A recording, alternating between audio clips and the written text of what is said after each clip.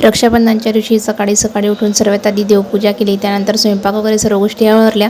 तोपर्यंत पाहुण्यांची सुद्धा लगबग झाली, पाहुणे आले, सर्वांनी जेवण वगैरे केले आणि त्यानंतर सुरू झालं ते बर्थडे सेलिब्रेशन। मामाजींचा 62वा वाढदिवस सर्वांनी आनंदाने साजरा केला। त्यानंतर आम्ही रक्षाबंधन साजरे करायला घेतली। तर रक्षाबंधनमध्ये सर्वात आधी ताईंनी वगैरे रक्षाबंधन केली आणि ताई निघाल्या, कारण की सोनल ताईंना तीर्थयात्रेसाठी जायचं होते आणि त्यांची आजच ट्रेन असल्या कारणाने त्या लवकरच रक्षाबंधन करून निघाल्या। त्यांना बाय बाय केलं। त्यानंतर आम्ही सर्वांनी आमची रक्षाबंधन साजरी केली। आमच्या भावांना आवडलं, शचीने देखील तिच्या भावांना आवडलं, सोबतच तिच्या दिदीला वगैरे राख्या दिल्या आणि त्यानंतर आमची सर्वांची मोठ्यांची रक्षाबंधन झाली। दरवर्षीप्रमाणे ह्या वर्षी देखील सोनलताईंनी घरगुती वस्तू भावांना गिफ्ट केल्या। त्यानंतर शचीनने छान असा आतून दिलेला ड्रेस घातला आणि काहीतरी पोजेस दिले। त्यानंतर आम्ही सर्वांनी मस्ती करत करत थोडाफार डान्स केला। नंतर काय संध्याकाळ झाली, संध्याकाळी आम्ही सर्व गेले बाहेर खाऊ गल्लीत, वेगवेगळ्या चटपटीत गोष्टीचा आनंद घेत आम्ही आमची नाईट सेलिब्रेट केली आणि आता निघालो घरी जायला। चला तर मग बाय।